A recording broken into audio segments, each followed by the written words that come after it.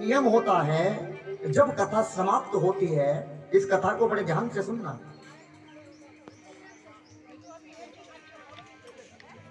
एक और व्यवस्था बनवाओ करने, कोई व्यवस्था बना, इधर लगा दो, यहाँ पे बिठा दो, इधर यहाँ बिठा दो। तो कोई गलती नहीं है, ठीक, इधर बिठा दो। युवराज एक बार सेव कर देना वीडियो बीच, यहाँ बिठा दो। चलो अब एक आदमी करता रहेगा, बाकी इधर सब लोग ध्यान देंगे। अरे दो ही रहने दो, बस दो ही रहने दो। सभी लोग बैठ जाओ, शांत हो जाओ। गुरुजी कल ऐसी माला लाके दूंगा, सही है ना, दुकान से। एक गांव में ऐसी ही कथा चल रही थी, तो कथा का एक नियम होता है, जो व्यास होते हैं उनको बाद में दक्षिणा दी जाती है। जैसे घर में पंडित हवन करने आता है तो दक्षिणा दी जाती है, तो ऐसे ही कथा को समाप्त हुआ। मैंने कहा, एक कथा व्यास ने उनसे कहा कि देखो, कल आप मुझे दक्षिणा देंगे और आज जो ये यज्ञ हो रहा है इसमें आप एक बुराई की आहुति देंगे, ये मैं दक्षिणा के रूप में मांगता हूं। क्या दक्षिणा मांगी व्यास जी ने? आज आप कोई ना कोई एक बुराई छोड़ेंगे और उस बुराई की आहुति उस यज्ञ में लगाएंगे। किसी ने कहा, आज से मैं शराब नहीं पीऊंगा महाराज जी, मैं कसम खाता हूं। किसी ने कहा, आज से मैं जुआ नहीं खेलूंगा, मैं कसम खाता हूं। इसी प्रकार सब लोगों ने एक एक बुराई को छोड़ा और कसम खाई। अब उस गांव का एक व्यक्ति बचा था, वो लाला था, सेठ जी थे,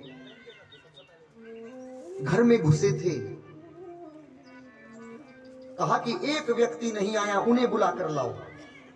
उन्हें बुलाकर लाया गया और सभा में बिठाया। कहा कि आप भी कोई बुराई छोड़िएगा। उस लाला के अंदर कोई बुराई नहीं थी। उसने कहा, व्यास जी बताइए, जब मेरे अंदर कोई बुराई नहीं है तो मैं क्या छोड़ूं? कुछ तो छोड़ना पड़ेगा। उसने कहा कि आज मैं प्रण लेता हूं इस अग्नि को साक्षी मानकर कि मेरे घर के सामने एक कुम्हार का घर है, और जब तक उस कुम्हार का मुख नहीं देखूंगा, जब तक पानी नहीं पीऊंगा। सबने कहा, ये कौन सा कसम खाई इसने? हमने कहा, चलो कुछ तो मांगा। 12 साल बीत गए, 12 साल। एक दिन वो अपनी पत्नी के साथ में अपनी ससुराल चला गया। दिन के 11 बजे वो भूल गया कि कुम्हार का मुख देखना है। रोज सुबह उठता और रोज कुम्हार का मुख देखता और कुछ खाता। लेकिन 12 साल में एक दिन ऐसा आया कि वो भूल गया। तुरंत गाड़ी दौड़ाई कि चलो कुम्हार का मुख देखूंगा। ये बात उसने अपने बच्चों को भी नहीं बताई। दरवाजे पर बैठा रहा, लेकिन कुम्हार नजर नहीं आया। शाम हो गई। किसी ने बताया कि कुम्हार तो पहाड़ों पर मिट्टी लेने गया है। अब वो चला पहाड़ों पर, प्यासा भूखा, कि प्रण नहीं तोड़ूंगा, पहले मुख देखूंगा। ऊपर जाकर चढ़ाई पर चढ़ गया। उसी समय जो वो कुम्हार मिट्टी खोद रहा था, उस मिट्टी के अंदर से एक हीरे जवाहरात का मटका निकल पड़ा।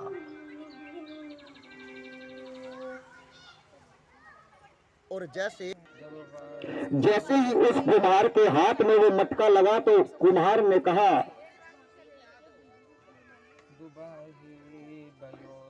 कि धन मिल गया। और उधर उस बनिए को वो कुम्हार दिख पड़ा। उस बनिए ने कहा, देख लिया, देख लिया, देख लिया। उस कुम्हार ने क्या सोचा कि वो मटका देख लिया। अब ऊपर गए, दोनों आपस में मिले। और कुम्हार ने कहा, देखो भाई, तुम्हें कसम है किसी से मत बताना, चलो इसका आधा आधा बांट लेते हैं। मन में करना बस, तो नहीं पूछ रहा। अब बनिए ने सोचा ये क्या बांटने की बात कर रहा है, कि जो तुम अभी कह रहे थे देख लिया देख लिया। अब दोनों ने धन को आधा आधा किया। वो जो भक्त था, बनिया था, वो रोने लगा। इतना रोया, उस कुम्हार ने कहा कि आप रोते क्यों हैं? आपके पास में तो बहुत दौलत है, बच्चे हैं। उस बनिए ने क्या कहा कि आज मैं अपने दुर्भाग्य पर रो रहा हूं। कौन सा दुर्भाग्य? मैंने प्रण किया कि जब तक तेरा मुंह नहीं देखूंगा, जब तक एक बूंद जल की नहीं पीऊंगा। अरे जब मैं 12 साल लगातार तेरा मुख देखता रहा, लेकिन तुझे आज तक नहीं पता। जब 12 साल तक तेरा मुख देखने से मुझे इतना खजाना मिल गया, यदि मैं 12 साल अपने राघव के चरणों में ध्यान लगाता तो मुझे इस जगत का क्या मिल जाता, क्या मिल जाता। आज मैं अपने दुर्भाग्य पर रो रहा हूं। किसी से भी दिल लगाइएगा, मन से लगाइएगा, निस्वार्थ लगाइएगा। और मेरे ठाकुर तो तुमसे कुछ मांगते भी नहीं हैं। अब भगवान श्री राम जी जो रह गए इस दुनिया में, वो धर्म है।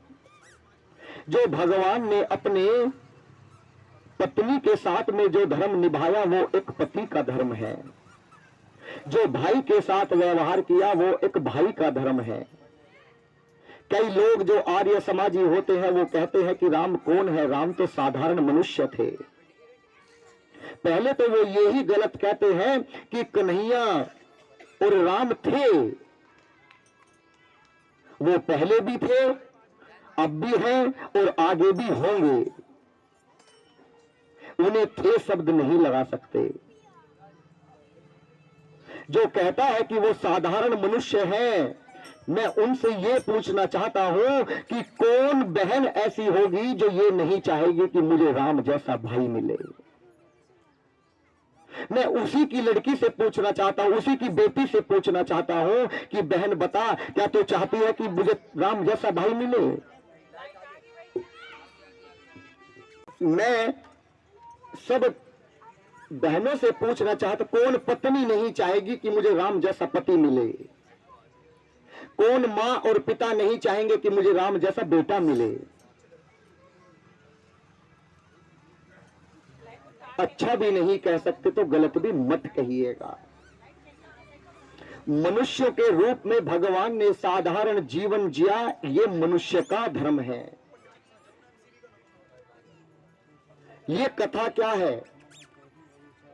ये कथा एक बॉडी चेकअप है। जिस प्रकार हम 5-10 हजार रुपए देकर अपने पूरे शरीर का चेकअप कराते हैं, ये कथा चेकअप है।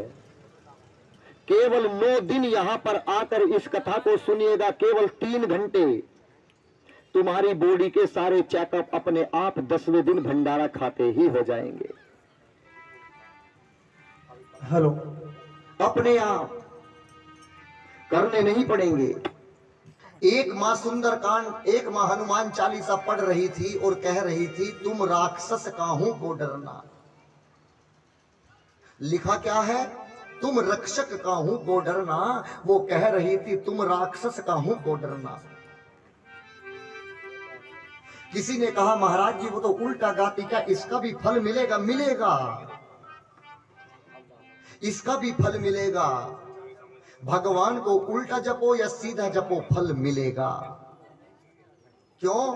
क्योंकि गोस्वामी तुलसीदास जी ने लिखा है, मैंने आपको परसों भी सुनाया था, तुलसी मेरे राम को रीज भजो या खीज, भोम पड़े बीजय सभी, उल्टा सीधा बीज, उल्टा सीधा बीज। तुम राक्षस कहो या रक्षक कहो, अगर तुम्हारे मन में भाव है तो भगवान तुम्हारे राक्षस से भी प्रसन्न होंगे। अब जैसे ही पता चला कि अब बारात के जाने का समय निकला है, लेकिन अभी फेरों का मुहूर्त नहीं निकला, कौशल्या मां ने क्या किया, दान करना शुरू कर दिया। क्यों? क्योंकि मेरे बेटे राम की बारात जा रही है, मैं दान करती हूं। कैकेयी मां ने अपने आंगन का जो मुख्य दरवाजा होता है उसके आगे चौक पूरना शुरू कर दिया। पहले सब मां अपने घर के मेन द्वार पर चौक पूरा करती थी। क्यों? क्योंकि पता नहीं भगवान कब आ जाएं। लेकिन वो परंपरा आज खत्म हो गई है, इसीलिए हमारे द्वार पर भगवान नहीं आते। और सुमित्रा मैया, कैकेयी मैया को काम मिला सबके वस्त्रों का चीर का, कौन कौन सी ड्रेस पहनेगा, ये काम मिला कैकेयी मां को। ये काम मिला। हमें जन्म कहां मिला है? भारतवर्ष में, और भारतवर्ष में भी उत्तर प्रदेश में मिला है, जहां पर मेरे ठाकुर जन्म लेते हैं, जहां पर मेरे राम जन्म लेते हैं। हमसे बड़ा सौभाग्यशाली इस दुनिया में कौन होगा हो। हमारे देश के प्रधानमंत्री कितना समझाते हैं कि पन्नी का काम बंद करो, पन्नी बंद करो, प्लास्टिक को बंद करो, अपने खाए को डस्टबिन में डालो, छिलके को, पन्नी को, लेकिन हम लोग ऐसे फेंक देते हैं कि हमने जैसे भारत को अपने यहाँ को धर्मशाला मान रखा हो। आज भी आप जाकर अमेरिका में जाकर देखिए, इतनी सफाई होगी कि आप सड़क पर भी सो सकते हैं। यदि सब लोग 10 मिनट अपने घर को और बाहर दरवाजे के आगे सफाई करना शुरू कर दें तो 10 मिनट के अंदर ये पूरा देश साफ हो सकता है। आज की परिवेश की बात करूं तो हमारे देश में इतने वृक्षों की कमी है, आने वाले समय में जल का इतना अकाल पड़ेगा कि जिसकी हम कल्पना नहीं कर सकते। हम लोग किसी को गिफ्ट भी देते हैं जन्मदिन में तो क्या देते हैं? चॉकलेट ला कर देते हैं, पैंट ला कर देते हैं, शर्ट ला कर देते हैं, खिलौने ला कर देते हैं। लेकिन मैं आपसे आज यहाँ पर बैठकर एक विनती करता हूँ, यदि आपको जन्मदिन का या किसी भी चीज का कोई गिफ्ट देना हो तो अपने नर्सरी से एक पेड़ ले जाकर दीजिएगा कि लो इस पेड़ को लगाना। गिफ्ट में देना तो रामचरितमानस देना, जब तक जिएगा तुम्हारे उस गिफ्ट को हिफाजत से रखेगा। श्रीमद् भागवत गीता दो, नारद पुराण दो, अपनी पुराणों को दो, कम से कम पढ़ेगा तो। केक कटवाकर हैप्पी बर्थडे टू यू कहकर पैंट देकर आगे बताइए कितने दिन चलेगी हो।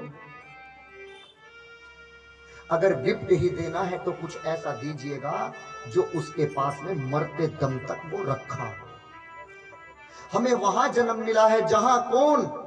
जहां डाल डाल पर सोने की चिड़िया करती है बसेरा, वो भारत देश मेरा, वो भारत देश मेरा। जहाँ डाल पर सोने की चिड़िया करती है बसेरा, वो भारत देश मेरा, वो भारत देश मेरा। जहाँ सत्य अहिंसा और धर्म का पग पग लगता डेरा, वो भारत देश मेरा, वो भारत देश मेरा।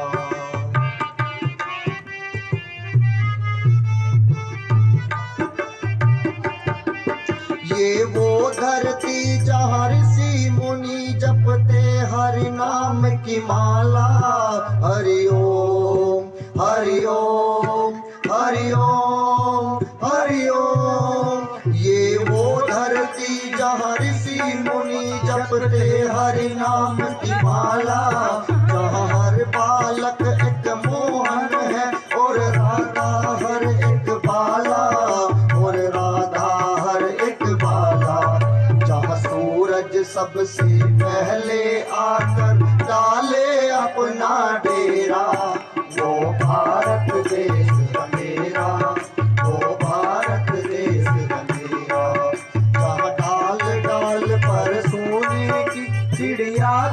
करती है बसेरा, ओ भारत देश है मेरा, ओ भारत देश है मेरा।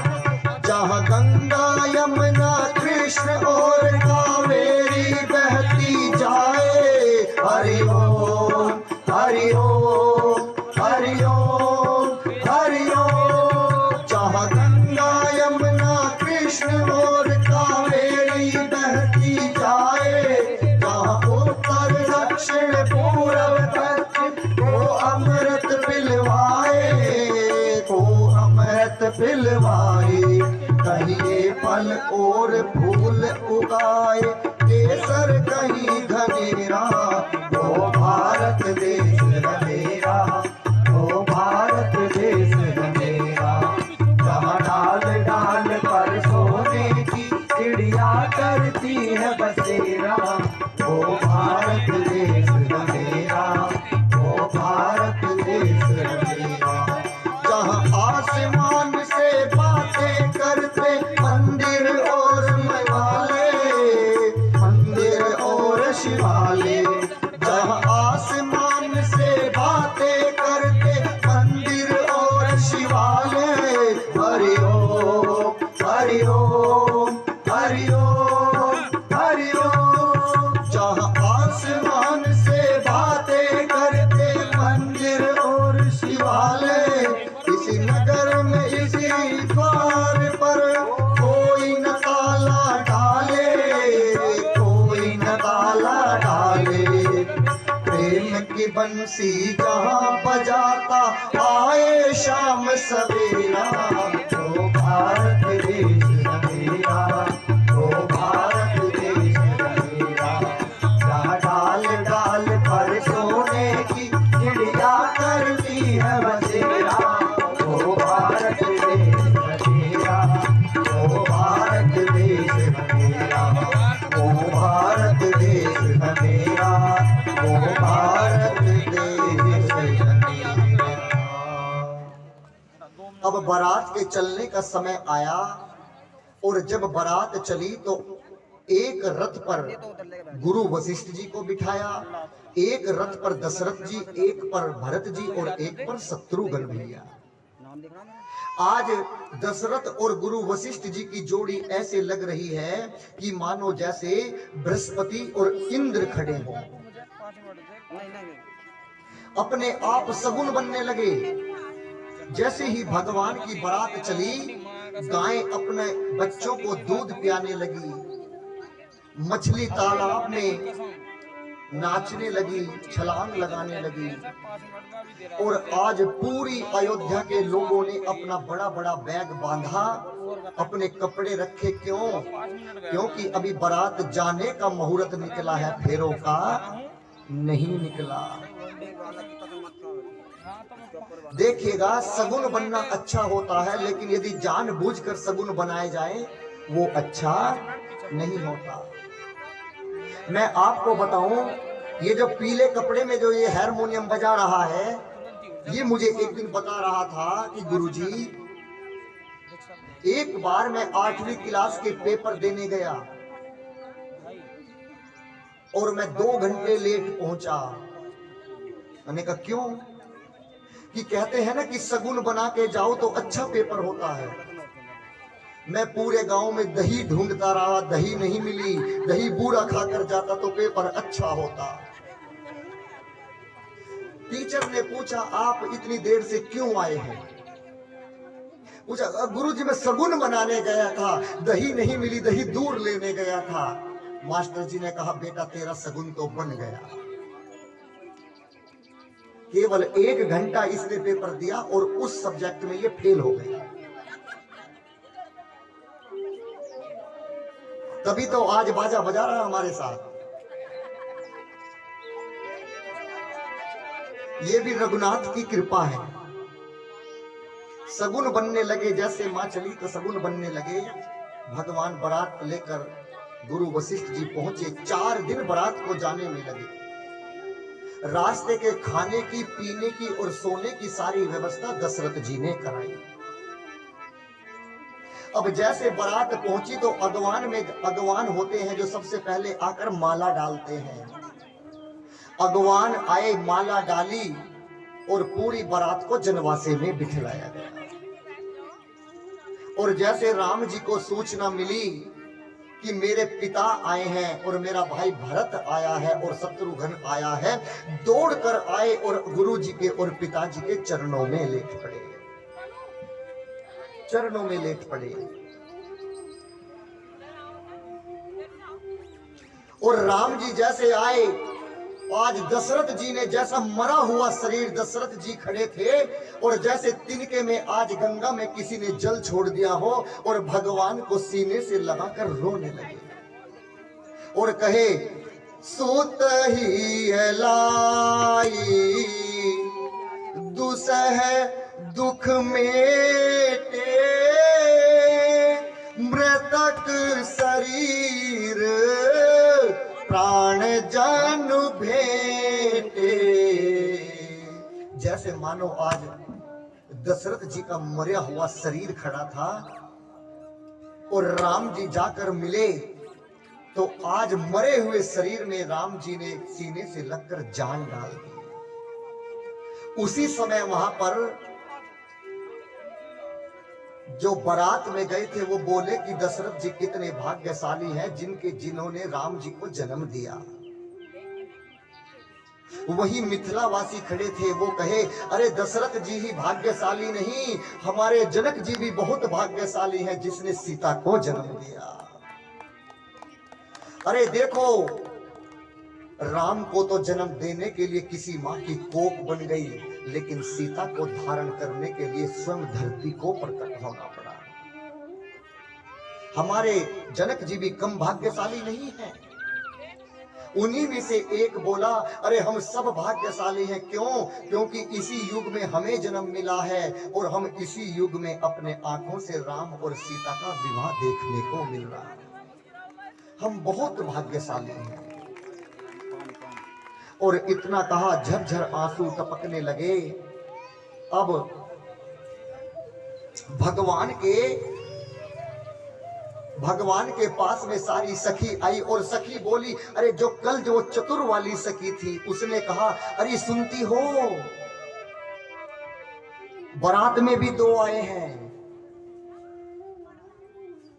एक ने कहा, मैं तो ये भी जानती हूं ये चारों भाई हैं, एक का नाम शत्रुघ्न और एक का नाम भरत है। एक सखी ने कहा, यदि चारों का विवाह यहीं पर हो जाए तो इनको देखने को मिल जाया करेगा, ये अपनी ससुराल में आया करेंगे और इस नाते हम इन्हें देख लिया करेंगे। और अब भगवान के विवाह की तारीख निश्चित हुई। कोई बताएगा मेरे राम जी का विवाह किस दिन हुआ था? अघन मास, जिसे मंगसिर कहते हैं, मंगसिर शुक्ल पक्ष पंचमी तिथि, और दिन था मंगलवार। आज क्या दिन है?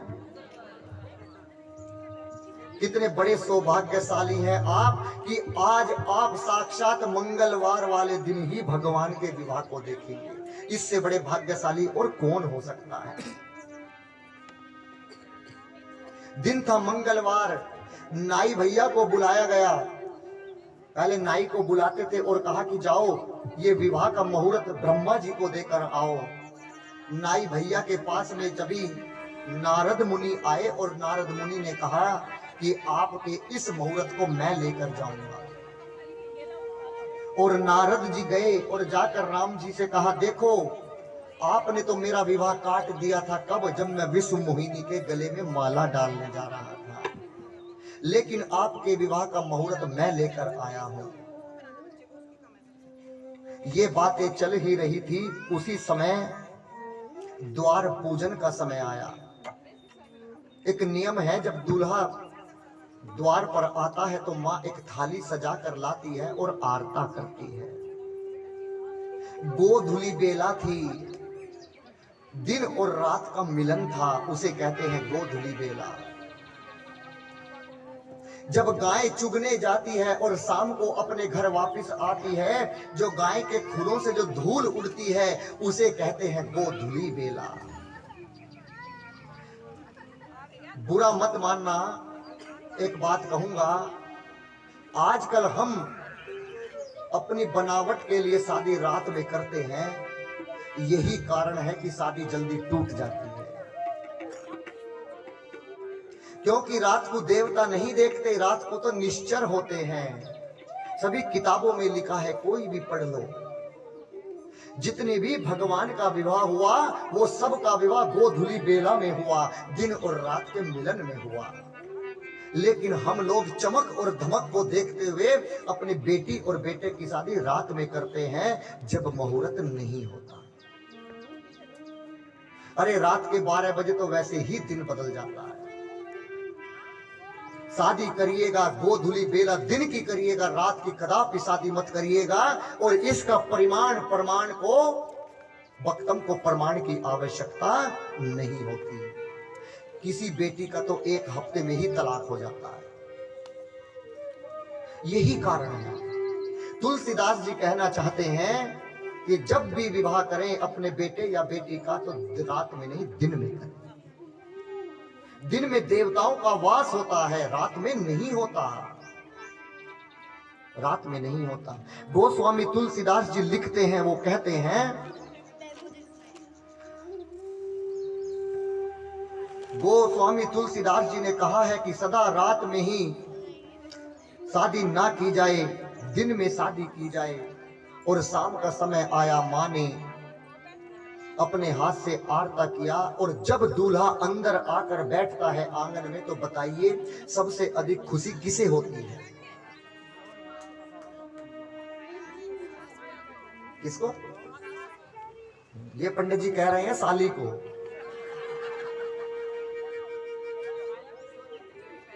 जब दूल्हा आंगन में आकर बैठता है तो सबसे अधिक खुशी होती है तो केवल मां को होती है।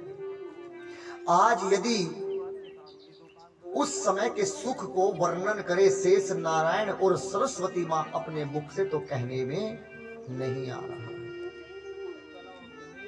अब भगवान को गुड़ चढ़ी का समय आया। ऐसे केवल राम भगवान थे जिनका लगन भी उनकी ससुराल में लिखा गया, पीली चिट्ठी भी उनकी ससुराल में लिखी गई, उनको बाण भी उन्हीं की ससुराल में लगे। सब कुछ श्री राम जी के उनकी ससुराल में हुआ, सब कुछ।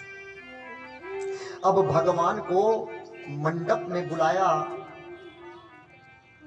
मंडप में एक तरफ घराती बिठाए और एक तरफ बराती बिठाए।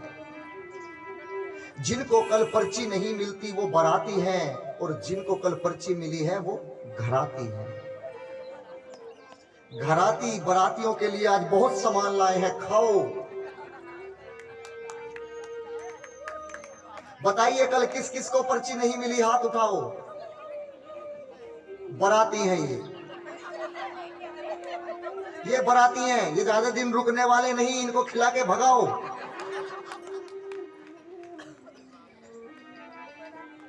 जिनको कल पर्ची मिली वही तो घराती हैं।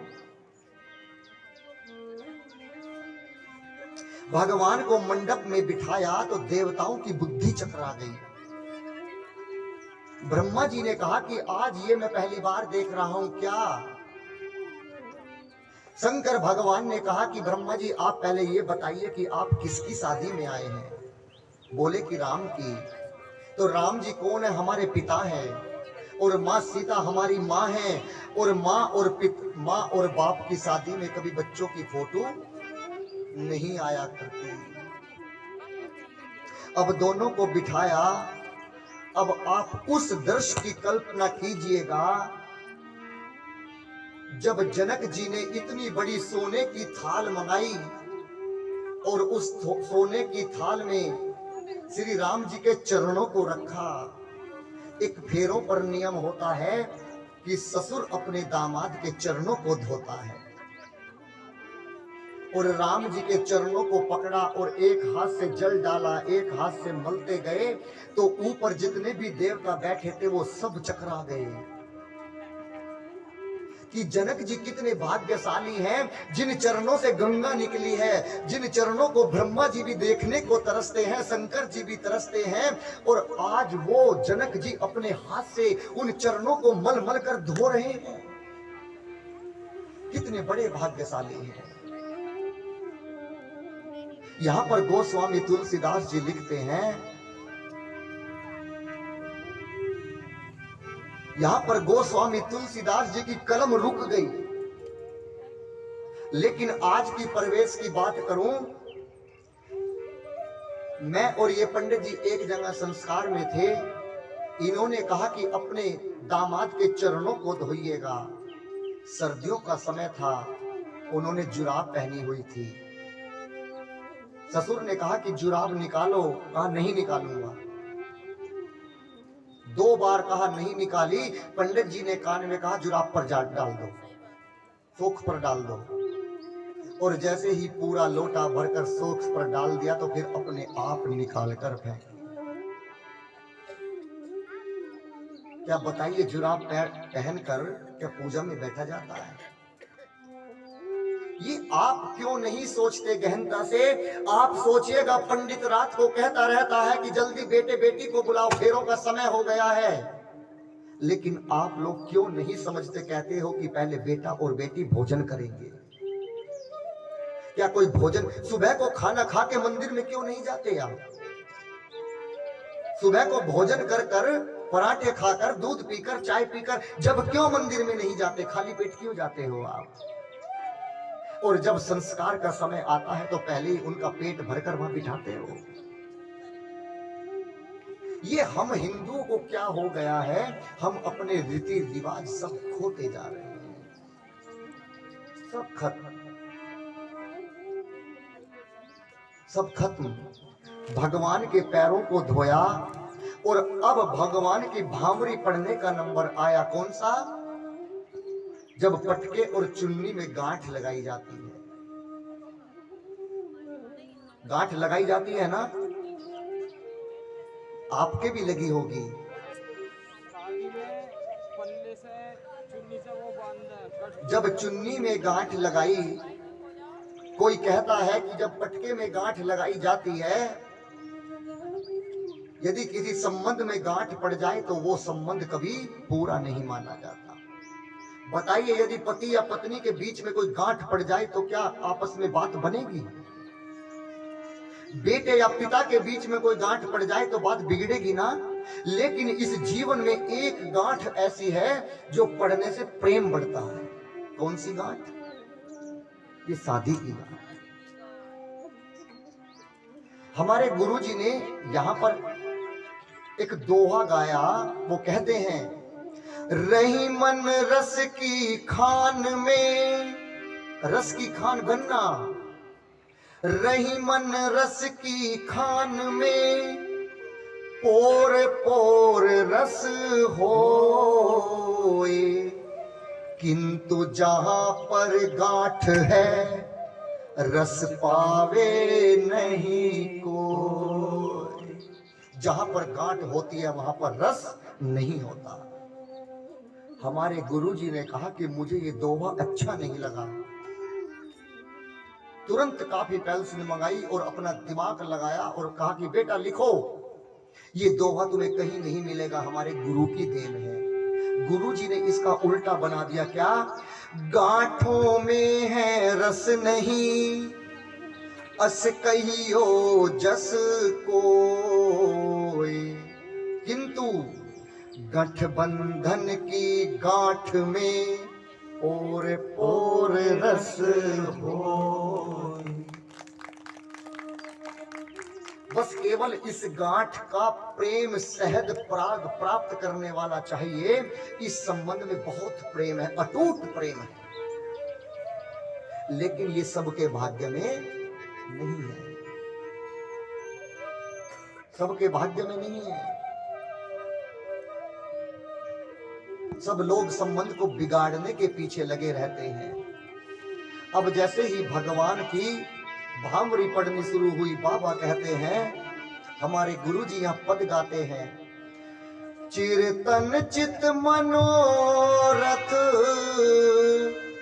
आज पुराऊं है सखी, पुराऊं है सखी सियरा, सजना की गांठ में बंधाऊं है सखी सियरा, सजना की गांठ में बंधाऊं है सखी, बंधाऊं है सखी, बंधाऊं है सखी, बंधाऊं है सखी सियरा, सजना की गांठ में बंधाऊं है सखी सियरा, सजना की गांठ में।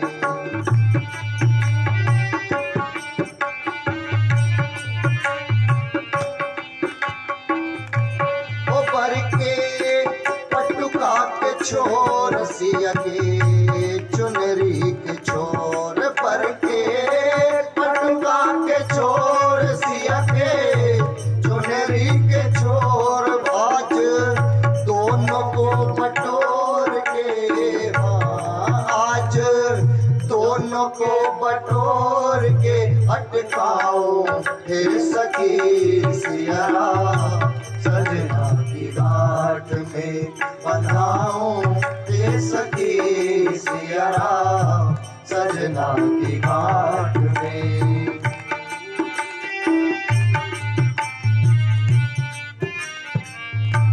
राम प्राण के समान सिया, उन्हों के प्राण, राम प्राण के समान सिया, उन्हों के प्राण, राम प्राण के समान सिया, उन्हों के प्राण, दोनों प्राणन के प्राण में हो, दोनों प्राणन के प्राण में बसाऊं हे सखी सियरा, सजना की गांठ में बंधाऊं हे सखी सियरा, सजना की गांठ में।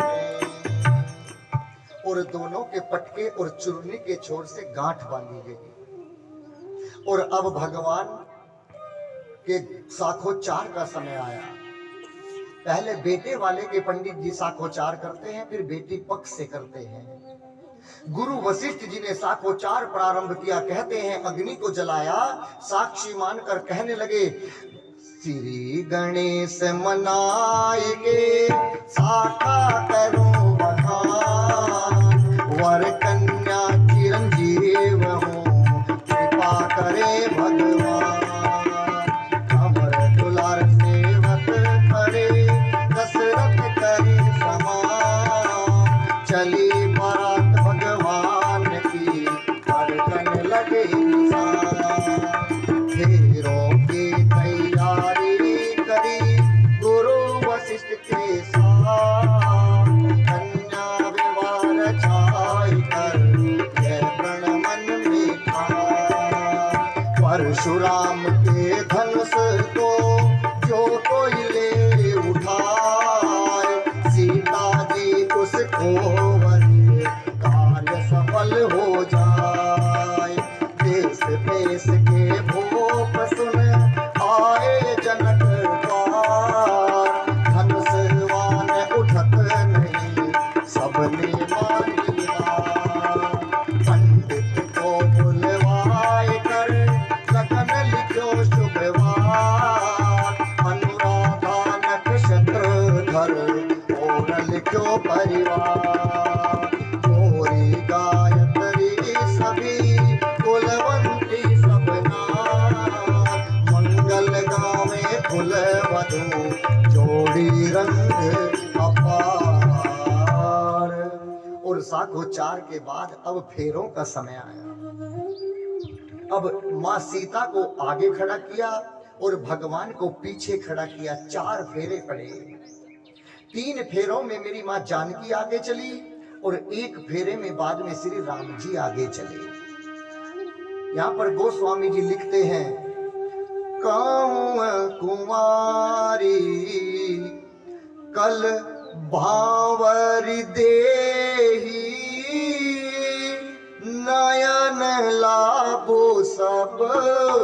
सादर ले ही। अब 4 फेरे फिरे। 4 फेरों के बाद में मां को और भगवान को 7 और 4 वचन सुनाए गए। वचन सुनाने के बाद उनका स्थान परिवर्तन कराया गया और अब मां के सिंदूर दान का समय आया। भगवान ने सिंदूर लिया और भगवान ने सोने की अंगूठी से सिंदूर नहीं दान किया। भगवान ने अपनी चुटकियों में सिंदूर लिया और मां को यहां से लेकर और यहां तक मांग में डाला। गोस्वामी तुलसीदास जी लिखते हैं, राम सिया सिर सिंदूर दे शोभा कहीं न खाते देखे। राम सिया सिर सिंदूर दे शोभा कहीं न जाते देखे। अरुण पराग जल जुबरनी के सही से बोस कहीं लोभ आमी के। अरुण पराग जल जुबरनी के सही बोस लोभ आमी के। बहुरी वशिष्ठ दीनी अनुशासन। बहुरी वशिष्ठ दीने अनुशासन। परो दुल्हनी बैठे एक आसन। परो दुल्हनी बैठे एक आसन। और यहाँ पर राम जी का विवाह मां सीता के साथ पूर्ण भया। अब गुरु वशिष्ठ जी ने कहा कि जनक जी, आपके पास और बेटी हो तो बताओ, अभी हमारे पास 3 और कुंवारे हैं। जनक जी ने सोचा ऐसा अवसर कब मिलेगा, और उसी दौरान भरत जी का विवाह हुआ। किसके साथ? मांडवी के साथ। और लक्ष्मण जी का उर्मिला और शत्रुघ्न भैया का सुतकीर्ति, इनके साथ में विवाह हुआ। और यहाँ पर गोस्वामी जी एक इतनी सुंदर चौपाई लिखे हैं कि आज तक आपने नहीं सुनी होगी। बड़े ध्यान से सुनना इस चौपाई को। जैसी रघुबीरा ब्याह विधि बरनी। क्या कहा? जैसी रघुबीरा ब्याह विधि बरनी। सकल कुंवर ब्याहे तेहि करनी। क्या अर्थ है इस चौपाई का पता है आपको? सकल माने सब, जो भी बारात में कुंवारे गए थे सबकी लाइन लगाकर खड़ा किया गया और सबसे कहा गया बेटी के पिता से कि जाओ अपनी बेटी के हिसाब से अपने लिए दूल्हा चुन लो। भगवान की बारात में जो भी कुंवारे गए थे सबका विवाह होकर आया, सबके साथ में दुल्हन आई। एक रह गया, वो कहीं बाहर घूमने गया था, काला मटूला सा। अरे अरे मैं भी रह गया, मेरे लिए भी दुलवाओ। बारातियों ने कहा जाओ जल्दी गुरु वशिष्ठ जी से मिलो। एक काली पेली सी को और देखा, उसका भी विवाह करा। कोई कुंवारा नहीं आया। ऐसी मेरे राघव की बारात गई, आज तक इस विश्व में संसार में किसी की ऐसी बारात नहीं गई जिसके साथ में सब कुंवारे बहू लेकर आए। अरे बाजे बाजे के तो माँ बाप कहते रहते कहीं से भी करा दो, बस करा दो। और ऐसा मौका मिल गया, कितने सौभाग्य की बात है। अब भगवान को गाली देनी शुरू की सखियों ने। जब विवाह चारों को बिठाया और कहा, सखी कहती हैं, आज मिथिला नगरिया निहाल सखिया। आज मिथिला नगर निहाल सखिया। क्या कहा? चारों दुल्हा में बड़े का कमाल सखिया, चारों दुल्हा में बड़े का कमाल सखिया। आज मिथिला नगरिया निहाल सखिया, जी निहाल सखिया, चारों दुल्हा में बड़े का कमाल सखिया, चारों दुल्हा में बड़े का कमाल सखिया।